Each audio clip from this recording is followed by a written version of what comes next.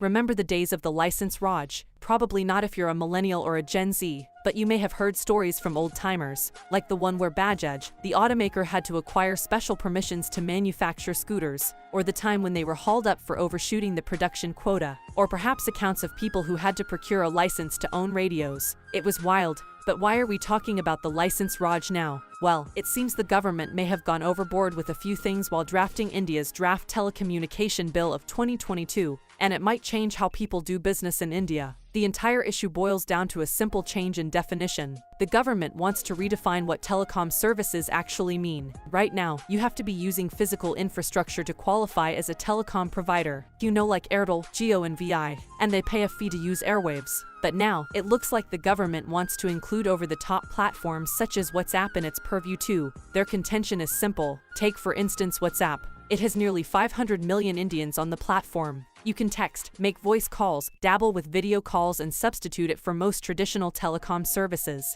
However, while telecom companies have to jump through hoops and pay large amounts of money to facilitate their offerings, messaging apps like WhatsApp can do it by simply bypassing most telecom regulations altogether. No hurdles, no fees, and the government can't take its cut. So they want to fix this loophole. They want companies providing broadcasting services, email services, voice, video or data services, internet and broadband services, and even communication services to cough up a fee before they begin servicing Indian customers. On the face of it, you could argue that this levels the playing field. But there are a few issues. Telecom companies aren't like email service providers. They control access to the internet. WhatsApp is built on top of the internet, so if you think of telecom companies as entities facilitating movement across highways, WhatsApp is a mere passenger, and it would be a bit difficult to club them in the same bucket. There's one more thing. The new definition will also probably include the likes of Netflix and Amazon Prime as well. In fact, it may also include any consumer internet company that offers some sort of chat or communication service within the product.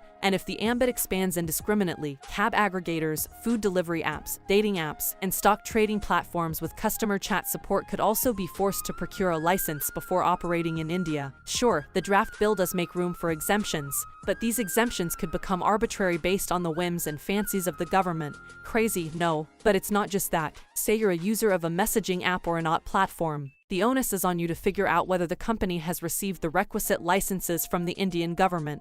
And if you haven't, you'll have to shell out a fine that could go as high as 1 rupee lakh. You can't feign innocence or ignorance. It could even lay the foundation for many other complications. See, OTT services are bound by rules laid down in the Information Technology Act. If you ask them to abide by the Telecommunications Act, they would now have to comply with a different set of regulations imposed by a different ministry. You could see scuffles between ministries and regulators. We've seen this in the past, when the Telecom Regulatory Authority of India and the Competition Commission of India tried to reign supreme over telco disputes. Then, there's the matter of encryption. Most OTT messaging services are encrypted end-to-end. That means third parties can't see the messages. Only the sender and receiver are privy to the information. But the government may want to take a peek sometimes. Sure, they'll argue that these extraordinary powers will only be used in extraordinary situations, but sometimes governments do have a tendency to go overboard. And you can look at what happened with the IT rules of 2021. The government told messaging apps that it needed to trace the source of forwarded messages. After all, these spammy forwards were the source of most misinformation